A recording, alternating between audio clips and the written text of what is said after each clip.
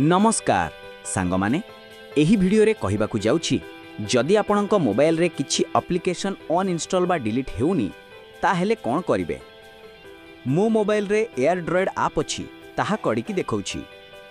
एइटा देखंतु मो एयरड्रॉयड ऐप को अनइंस्टॉल करूछि। एइटा देखंतु अनइंस्टॉल हेलानी।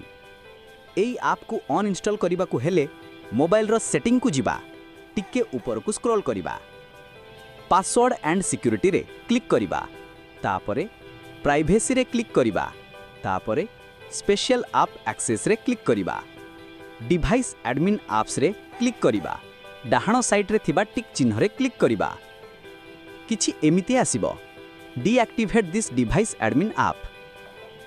जदि एमिति रे पाइबे नाही ताहेले सेटिंग को जाई कि सर्च करिवे डिवाइस एडमिन ऐप्स।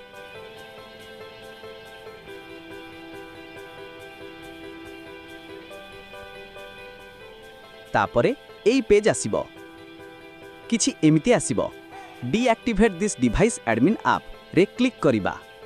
एबे देखंतु एई ऐप रो डाहाण साइड रो टिक चिन्ह उठी जाईछि। एबे ऐप मेनू को जिबा एई एप्लिकेशन को अनइंस्टॉल करिबा। एबे देखंतु ऐप अनइंस्टॉल हेई गला।